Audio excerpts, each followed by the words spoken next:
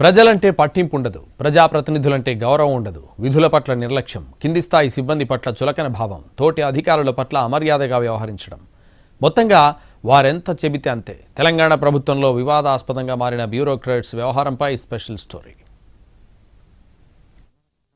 తెలంగాణలో కొందరు ఐఏఎస్ల పనితీరు వివాదాస్పదమవుతోంది.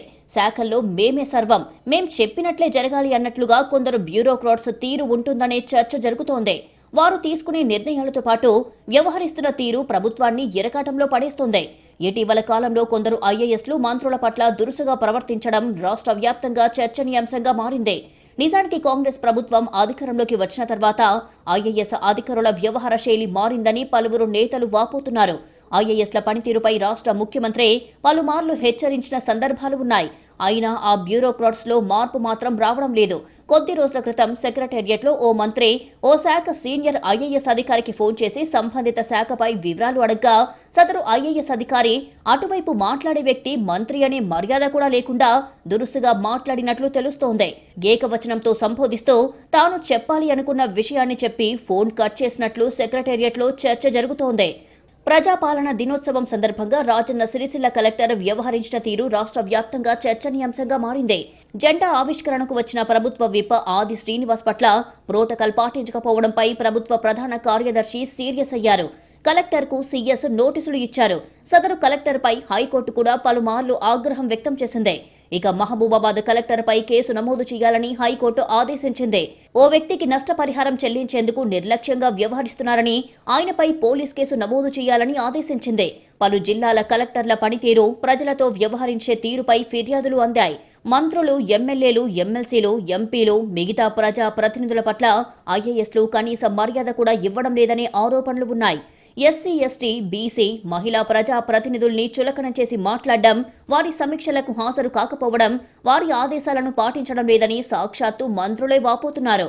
ఐఏఎస్లు సామాజిక వర్గాల నేపథ్యాన్ని చూసి ప్రజా ప్రతినిధులకు గౌరవం ఇస్తున్నారని, బలహీన వర్గాలు, అణగారిన వర్గాల వారిని పట్టించుకోవడం లేదని నేతలంటున్నారు.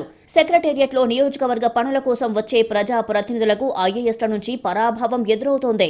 అధికార పార్టీకి చెందిన ఎమ్మెల్యేలు, ఎమ్మెల్సీలని అగౌరవపరిచేలా వ్యవహరిస్తున్న బ్యూరోక్రాట్స్ ఇక ప్రతిపక్ష నేతలతో ఎలా వ్యవహరిస్తారో అర్థం చేసుకోవచ్చని నేతలంటున్నారు. కొందరు సీనియర్ ఐఏఎస్లు తమ సహచర అధికారుల పట్ల ఇష్టారీతిన వ్యవహరిస్తున్నారని, కొందరైతే ఏకంగా నోటికి పని చెబుతున్నారు అనే ఆరోపణలు వినిపిస్తున్నాయి. కింది స్థాయి ఉద్యోగుల పట్ల అనుచితంగా ప్రవర్తిస్తున్నారని, దురుసు వ్యాఖ్యలు చేస్తున్నారని సచివాలయంలో చర్చించుకుంటున్నారు. మరికొందరు ఐఏఎస్లు పలు అంశాలపై ముఖ్యమంత్రి చేసిన సూచనల్ని కూడా పట్టించుకోవడం లేదని అంటున్నారు. ఇటీవల జిల్లా కలెక్టర్ స్థాయి నుంచి రాష్ట్ర స్థాయి పోస్టుల్లోకి వచ్చిన పలువురు అధికారుల తీరు మరింత ఇబ్బందికరంగా ఉంటోందని ఆయా శాఖల్లో పనిచేసే ఉద్యోగులు చెబుతున్నారు. రాష్ట్ర స్థాయిలో పనిచేసే అధికారులు చాలా హుందాగా వ్యవహరించాల్సి ఉంటుందని గుర్తు చేస్తున్నారు. సచివాలయం కేంద్రంగా జరిగే ప్రతి పని జనంతో కూడుకుని ఉంటుందని, ఇక్కడ రూపొందే పాలసీలు ప్రభుత్వాలపై ప్రభావం చూపుతాయని, ప్రజలకు ఎంత ప్రయోజనం చేకూరితే ప్రభుత్వాలకు అంత మంచి జరుగుతుందని అంటున్నారు.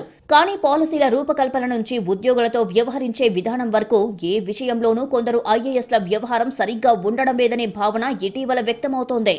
పలు సమీక్షల్లో ముఖ్యమంత్రి రేవంత్ రెడ్డి కూడా అధికారులకు సూచనలు చేయడంతో పాటు అలసత్వం ప్రదర్శించిన వారిని హెచ్చరించారు. అయినా వారి తీరు మారడం లేదని సచివాలయ ఉద్యోగులు చర్చించుకుంటున్నారు. బ్యూరోక్రాట్స్ ఇష్టారాజ్యంగా వ్యవహరించడం వివాదాస్పదమవుతోంది. నియోజకవర్గ సమస్యల పరిష్కారం కోసం వచ్చే ప్రజా ప్రతినిధులను గంటల తరబడి వేచి ఉంచడం, కొందరికి అపాయింట్మెంట్ కూడా ఇవ్వకుండా తిప్పి పంపుతున్న సందర్భాలు అనేకం ఉన్నాయని నాయకులు అంటున్నారు. నిత్యం ఏదో ఓ సమస్యతో వచ్చే సాధారణ ప్రజలను అసలు కలిసేందుకే ఐఏఎస్లు సమయం ఇవ్వడం లేదు. సెక్రటేరియట్లో, ప్రభుత్వ కార్యాలయాల్లో సందర్శకుల కోసం సాయంత్రం 3 గంటల నుంచి 5 గంటల వరకు సమయం కేటాయించారు. కానీ ఒక్కో ఐఏఎస్ ఒక్కో విధమైన సమయంలో అపాయింట్మెంట్ ఇస్తున్నారు.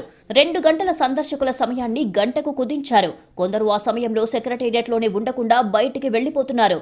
సెక్రటేరియట్లో ఉన్న ఇతర అధికారుల ఆఫీసుల్లో ఉండటం, సమీక్షా సమావేశాలని, మంత్రులతో మీటింగ్ అని, డిపార్ట్మెంట్ అధికారులతో సమావేశమని చెప్పి తప్పించుకుంటున్నారు. ఇటీవల ఓ సీనియర్ ఐఏఎస్ తనకు కేటాయించిన ఛాంబర్ని వదిలేసి వేరే ఐఏఎస్కు చెందిన ఛాంబర్లో విధులు నిర్వర్తిస్తుండడం అందరినీ ఆశ్చర్యానికి గురిచేస్తోంది. పలు శాఖలకు ముఖ్య ఉన్నతాధికారులుగా పనిచేస్తున్న అధికారుల తీరు మరింత చర్చనీయాంశం అవుతోంది. వారి తీరు పట్ల ముఖ్యమంత్రి రేవంత్ రెడ్డి కూడా అసంతృప్తి వ్యక్తం చేస్తున్నారు. సమీక్షల సమయంలో ఆయన బహిరంగంగా అసహనం వ్యక్తం చేస్తుండడమే ఇందుకు నిదర్శనం.